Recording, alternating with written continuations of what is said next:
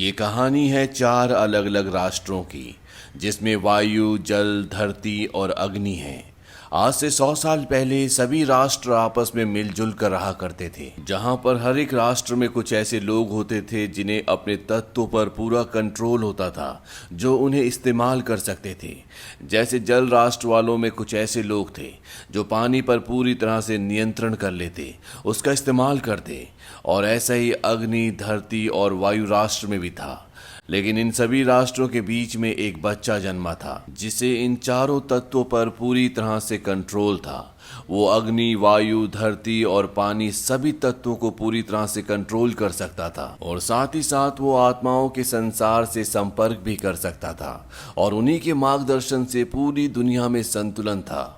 लेकिन आज से 100 साल पहले वो अचानक कहीं गायब हो गया। इसके बाद अग्नि राष्ट्र ने तीनों राष्ट्रों के खिलाफ एक जंग छेड़ दी। वो पूरी दुनिया को जीतना चाहते थे, और आज उन्हीं की वजह से तीनों राष्ट्र बहुत परेशान हैं। यहाँ पर एक भाई और बहन को दिखाया जाता है। भाई का नाम सोखा होता और उसकी बहन का नाम कटारा। ये दोनों खाने की तलाश में बर्फ में शिकार करने के लिए आए होते हैं, और तभी उन्हें बर्फ के नीचे कुछ चमकती हुई रोशनी दिखाई देती है। उन्हें लगता है कि वहां पर शिकार है। वो बर्फ को वहां से तोड़ते हैं, और अगले पल वहां पर बर्फ का एक बहुत बड़ा टीला खड़ा हो जाता है। और जब वो उस टीले को तोड़ते हैं तो उसके अंदर से एक बहुत तेज रोशनी निकलती है, जो आसमान की गहराइयों तक चली जाती है। दूर समंदर में एक जहाज होता है। ये अग्नि राष्ट्र वालों का जहाज है, और ये रोशनी उनका ध्यान अपनी तरफ आकर्षित करती है। वहीं रोशनी वाली जगह पर दिखाया जाता है कि वहां पर एक बहुत गहरा गड्ढा हो गया है, और जब सोखा और कटारा दोनों भाई बहन वहां पर जाते हैं तो वो देखते हैं कि वहां पर एक बच्चा है जो पूरी तरह से बेहोश है, और उसके साथ एक बहुत बड़ा बाइसन भी है जो उसका पालतू है। ये दोनों भाई बहन बच्चे को अपने कबीले में ले आते हैं, और जब उसे होश आता है तो कटारा उससे पूछती है कि तुम यहाँ इतनी दूर कैसे आए। वो बच्चा बताता है कि मैं घर से भाग गया था। दरअसल मैं परेशान था और मैं समंदर के तूफान में फंस गया। अब मुझे घर जाना चाहिए, सब मेरा इंतजार कर रहे होंगे। लेकिन इससे पहले कि वो बच्चा यहाँ से निकल पाता, यहाँ पर अग्नि देश का राजकुमार आ जाता है जिसका नाम ज़ूको है। दरअसल उसने अपने पानी के जहाज से आसमान की ओर जाती हुई रोशनी देखी थी, इसीलिए वो अपने आदमियों के साथ यहाँ पर आया होता है। और जब उसके सामने वो बच्चा आता है जो अभी अभी इन्हें बर्फ के अंदर मिला था, तो वो उसके सिर पर देखता है कि बहुत सारे टैटूज हैं, और राजकुमार उसे बोलता है कि तुम्हें मेरे साथ पानी के जहाज पर चलना होगा, नहीं तो मैं इस पूरे गांव को जला दूंगा। वो बच्चा कहता है ठीक है, मैं तुम्हारे साथ चलूंगा, तुम इन लोगों को नुकसान मत पहुंचाओ। और वो बच्चा अग्निदेश के राजकुमार ज़ूको के साथ उसके पानी के जहाज पर चला जाता है। वहां उस पर कुछ टेस्ट किए जाते हैं। उसके सामने पहले अग्नि, फिर जल और फिर एक पत्थर रखा जाता है, और एक एक करके सभी चीजें हिलना शुरू हो जाती है। राजकुमार ज़ूको और उसका सलाहकार समझ जाते हैं कि ये एक बेंडर है जिसकी उन्हें कई सालों से तलाश है। ये चारों तत्वों को कंट्रोल कर सकता है। ज़ूको कहता है कि तुम अब मेरे कैदी हो, तुम यहाँ से कहीं नहीं जा सकते, ये एक जंगी जहाज है। इस बात पर उस बच्चे को गुस्सा आता है, और वो अपनी शक्तियों का इस्तेमाल करके इस जहाज से बाहर निकल जाता है। लेकिन चारों तरफ समंदर है। राजकुमार कहता है कि तुम यहाँ से बाहर नहीं निकल सकते, और अगले पल उसकी छड़ी से पंख निकल आते हैं जिसके सहारे वो जहाज से कूद जाता है, और उड़ता हुआ वो पहाड़ की चोटी तक पहुंच जाता है, जहां पर सोखा और कटारा, वो दोनों भाई बहन जिन्होंने इस बच्चे को बर्फ के अंदर से निकाला था, वो इस बच्चे के बाइसन पर बैठकर यहाँ तक पहुंच गए होते हैं, क्योंकि वो इसे बचाना चाहते हैं। उन्हें पता है कि ये अवतार है जो चारों तत्वों पर कंट्रोल कर सकता है। ये बच्चा इन दोनों को बताता है कि मुझे जल्द से जल्द अपने लोगों के पास जाना होगा, मुझे लगता है कि अग्निदेश कुछ करने वाला है। ये इन्हें अपना नाम भी बताता है, इसका नाम आंग होता है। और अब ये तीनों की तीनों आंग के बाइसन पर बैठकर उसकी जगह पर पहुंच जाते हैं। दरअसल ये भिक्षुओं की जगह होती है। आंग कहता है कि मेरे लोग जरूर प्रार्थना की जगह पर होंगे, और जब वो उस जगह पर जाता है तो वो देखता है कि वहां पर सिर्फ कंकाल पड़े हुए। कटारा आंग को बताती है कि तुम बर्फ के अंदर शायद 100 सालों से दफन हो, क्योंकि 100 साल पहले अग्निदेश वालों ने जंग छेड़ दी थी। उन्हें पता था कि वायु बंजारों के यहाँ पर एक अवतार जन्म लेने वाला है, इसीलिए उन्होंने सबको खत्म कर दिया। और अब आंग को भी यकीन हो जाता है कि वो पिछले 100 सालों से बर्फ के अंदर था, और यहाँ पर सब कुछ बदल चुका है। वो इस बात से बहुत परेशान होता है, और तभी एक बच्चा इनकी तरफ भागता हुआ आता है, जिसके पीछे अग्निदेश के सिपाही होते हैं जो उस बच्चे को पकड़ना चाहते हैं। और जब ये तीनों उसे बचाने की कोशिश करते हैं तो इन तीनों को भी पकड़ लिया जाता है। ये इन सब को उस गांव में लेकर आते हैं जिस गांव का ये बच्चा है। ये पूरा गांव अग्निदेश के कब्जे में होता है। आंग वहां पर एक आदमी से पूछता है कि तुम्हारे गांव के साथ ये कैसे हुआ। वो बताता है कि अग्निदेश वाले यहाँ पर आए थे, हमने उन्हें हरा दिया, लेकिन इसके बाद वो लोहे की बड़ी बड़ी मशीनें लेकर आए, जिन मशीनों और हथियारों के आगे हम कुछ नहीं कर पाए और हमारे पूरे गांव को गुलाम बना दिया गया। आंग कहता है कि मैं अवतार हूँ जो कई साल पहले कहीं चला गया था, लेकिन अब मैं वापस आ चुका हूँ।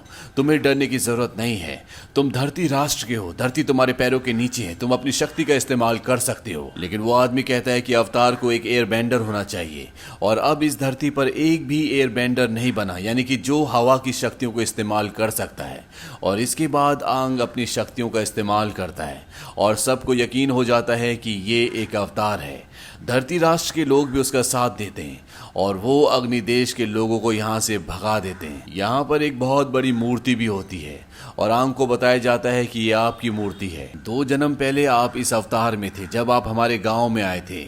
और यहाँ पर यह पता चलता है कि अवतार बार बार अलग अलग रूपों में जन्म लेता है और इस जन्म का रूप उसका अवतार ये है। अवतार यहाँ पे इन दोनों भाई बहनों को बताता है कि इससे पहले कि उसके गुरु उसे अवतार बनाते, वो वहां से भाग गया था। इसका मतलब ये है कि अवतार को सिर्फ हवा की शक्तियों को इस्तेमाल करना आता है, जिस हवा की शक्ति में उसका जन्म हुआ था, लेकिन बाकी की 3 शक्तियां यानी कि अग्नि की, धरती की और पानी की शक्तियों को वो इस्तेमाल नहीं कर सकता, क्योंकि उसने ये शक्तियां नहीं सीखी। कटारा आंग से पूछती है कि तुम भाग क्यों गए थे। आंग बताता है कि जब मुझे पता चला कि मैं एक अवतार हूं तो मैं डर गया था।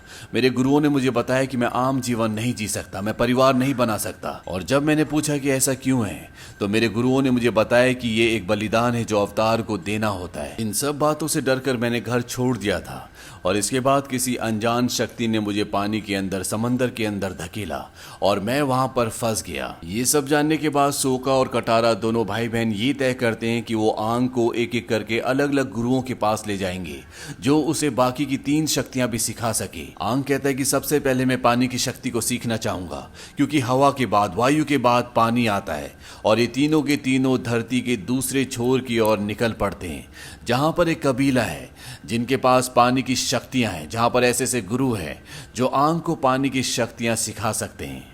लेकिन जब ये अपने सफर पर होते हैं तभी आंग को एक सपना आता है जिसमें उसे पता चलता है कि आसपास ही एक वायु मंदिर है जहां पर एक ड्रैगन की आत्मा से वो बात कर सकता है।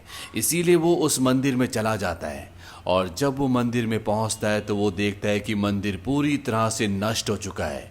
अग्निदेश वालों ने इसे पूरी तरह से तबाह कर दिया है। तभी यहाँ पर एक आदमी आता है और वो आंग को बताता है कि अभी भी मंदिर में एक ऐसा हिस्सा है जो पूरी तरह सुरक्षित है और वो आंग को उस हिस्से में ले जाता है। यहाँ पर आंग की जन्मों जन्मों की कई सारी मूर्तियाँ होती है, यानी कि आज तक उसने जितने भी अवतार लिए हैं उन सभी अवतारों की मूर्तियाँ यहाँ पर होती है। दरअसल इस आदमी ने आंग को धोखा दिया होता है, ये अग्निदेश वालों के साथ मिला हुआ होता है। यहाँ पर अग्निदेश के बहुत सारे सिपाही होते हैं और वो सब के सब एक बार फिर से आंग को बंदी बना लेते हैं। दरअसल जिस राजकुमार ने पिछली बार आंग को बंदी बनाया था उसे अग्निदेश से निकाल दिया गया होता है और अगर उसे अग्निदेश वापस जाना है तो उसे आंग को वहां पर ले जाना होगा, तभी उसे पूरा मान सम्मान मिलेगा। और इस बार आंग को जिसने गिरफ्तार किया है ये अग्निदेश का कमांडर है और ये नहीं चाहता कि राजकुमार उसे गिरफ्तार करे, क्योंकि अगर उसने ऐसा किया तो उसे उसकी पोजीशन, उसका मान सम्मान सब कुछ वापस मिल जाएगा, सत्ता उसके हाथ आ जाएगी और कमांडर सत्ता को खुद हथियाना चाहता है। लेकिन इससे पहले कि कमांडर आंग को अग्निदेश लेकर जाता, यहाँ पर एक नकाबपोश आता है और वो आंग को छुड़ा लेता है। लेकिन यहाँ से निकलना इतना आसान नहीं है।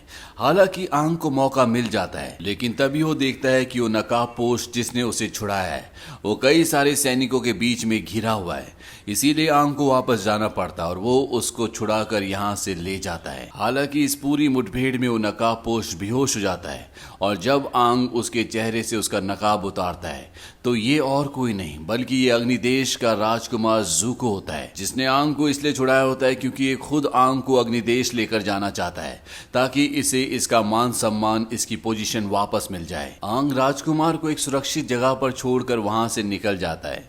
वहीं दूसरी तरफ कमांडर को यह पता है कि जिस नकाबपोश ने आंग को छुड़ाया था वो और कोई नहीं बल्कि वो अग्निदेश का राजकुमार है, इसीलिए वो उसके पानी के जहाज में एक बहुत बड़ा ब्लास्ट करवाता है हालांकि इस ब्लास्ट में राजकुमार बच जाता है, लेकिन कमांडर को यह लगता है कि उसकी मृत्यु हो चुकी है। वहीं दूसरी तरफ आंग, सोका और कटारा उस जगह पहुंच जाते हैं जहां पर पानी की शक्ति वाले लोग रहते हैं, यानी कि जल कबीले में।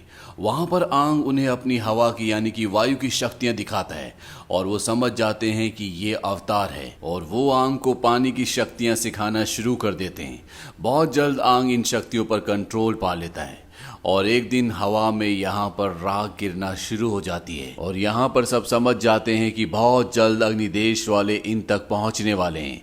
दरअसल अग्निदेश का जो कमांडर होता है उसे पता होता है कि आंग जल बस्ती में है और साथ ही साथ अग्निदेश वाले कई वक्त से इस देश को हासिल करना चाहते थे, इसीलिए वो बड़ी सेना के साथ इसी तरफ कूच कर चुके होते हैं। आंग जल बस्ती की रानी को कहता है कि यहाँ पर कोई ऐसी जगह है जहाँ पर मैं ध्यान लगा सकूं ताकि मैं ड्रैगन की आत्मा से बात कर सकूं और मुझे देश वालों को हराने का कोई तरीका पता चल सके। रानी उसे एक ऐसी जगह पर ले जाती है और आंग ध्यान पर बैठ जाता है। यहाँ पर आंग के साथ कटारा रुकती है और तभी यहाँ पर अग्निदेश का राजकुमार जोको आ जाता है और वो आंग को यहाँ से ले जाना चाहता है, लेकिन कटारा उसे रोकती है। जोको उस पर अपनी आंख की शक्ति से हमला करता है, लेकिन कटारा भी एक वाटर बेंडर है, यानी कि उसके पास पानी की शक्तियां हैं, इसीलिए वो उसके कई हमलों को रोक लेती है। लेकिन वो उसके सामने ज्यादा वक्त तक टिक नहीं पाती, वो बेहोश हो जाती है और राजकुमार जोको यहाँ से आंग को लेकर निकल जाता है। आंग अभी भी ध्यान में होता है और उसी ध्यान में वो आत्माओं की दुनिया में महान ड्रैगन के पास जाता है और उनसे पूछता है कि मुझे बताओ कि मैं कैसे अग्निदेश को हरा सकता हूँ। ड्रैगन उसे बताता है कि तुम अपनों के शोक से अभी भी बाहर नहीं निकल पाए हो, तुम्हारे अंदर गुस्सा है, तुम बदला लेना चाहते हो, लेकिन एक अवतार कभी किसी को नुकसान नहीं पहुंचा सकता। तुम्हें अपने आप को शांत रखना होगा और पानी की शक्ति को इस्तेमाल करना होगा। जाओ और उन्हें दिखा दो कि पानी की सागर की शक्ति क्या होती है। इसके बाद आंग अपनी चेतना में वापस आ जाता। उसके सामने राजकुमार जोको है। इन दोनों के बीच में लड़ाई होती है क्योंकि आंग यहाँ से जाना चाहता है और राजकुमार जोको उसे बंदी बनाकर अपने पिता के सामने पेश करना चाहता है और इससे पहले कि वो दोबारा उसे पकड़ता, यहाँ पर कटारा पहुंच जाती है और वो राजकुमार जोको को पूरी तरह से बर्फ में जमा देती है। लेकिन आंग यहाँ से निकलने से पहले जोको का सर बर्फ से बाहर निकाल देता है और उसे कहता है कि हम दोस्त बन सकते हैं। आंग यहाँ से निकल जाता है और वो बाहर देखता है कि यहाँ पर अग्निदेश वालों ने हमला कर दिया है। चारों तरफ वो फैले हुए हैं, लेकिन जैसे जैसे शाम होती है जल बस्ती के सैनिकों की, उनके लोगों की ताकत बढ़ना शुरू हो जाती है, क्योंकि आकाश में जब चांद निकलता है तो उसका प्रभाव पानी पर बहुत गहरा पड़ता है। अग्निदेश का जो कमांडर होता है वो कहता है कि मुझे इसका तरीका पता है और वो एक पवित्र गुफा में जाता है जहां पर पानी में कई सारी मछलियां होती है और इन्हीं मछलियों में 2 मछलियां ऐसी होती है जिनके शरीर में रोशनी चमक रही होती है। दरअसल ये चंद्रमा की आत्मा होती है और कमांडर को ये पता होता है। वो एक मछली को पकड़ लेता है, वो उसे मारने जा रहा होता है, लेकिन उसके साथ अग्निदेश के राजा का भाई होता है जो कि राजकुमार का अंकल है।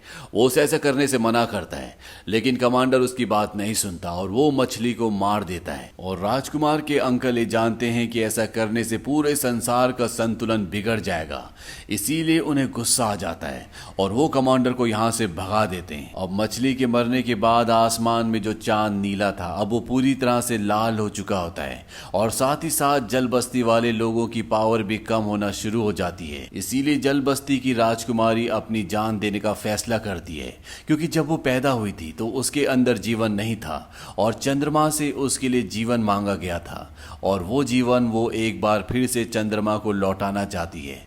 वो पानी में पूरी तरह से समा जाती है और जैसी उसकी मृत्यु होती है तो चंद्रमा एक बार फिर से नीला हो जाता है और पानी में जो मछली मरी हुई थी वो भी जिंदा हो जाती है। यानी रानी के बलिदान से एक बार फिर से चंद्रमा की आत्मा जिंदा हो चुकी है। वहीं दूसरी तरफ राजकुमार ज़ुको ने भी अपने आप को छुड़ा लिया होता है और उसके सामने अब अग्निदेश का कमांडर होता है। वो उससे लड़ना चाहता है, लेकिन तभी वहां पर उसके अंकल आ जाते हैं और वो राजकुमार ज़ुको को कहते हैं कि हमें यहाँ से अभी इसी वक्त निकलना पड़ेगा, चाहे तुम कितनी कोशिश कर लो, तुम यहाँ से अवतार को बाहर नहीं ले जा सकते क्योंकि यहाँ पर बहुत सारे सैनिक हैं और राजकुमार उनके साथ यहाँ से निकल जाता है और उनके निकलते ही यहाँ पर कुछ वाटर बेंडर्स आ जाते हैं जो अग्निदेश के कमांडर को मार देते हैं। वहीं आंग अब बाहर जाकर देखता है कि पानी में समंदर में बहुत सारे बहुत बड़े बड़े जहाज होते हैं और उसे ड्रैगन की आत्मा की वो बात याद आती है जब ड्रैगन ने उसे कहा था कि अपनी भावनाओं को पानी की तरह बहने दो।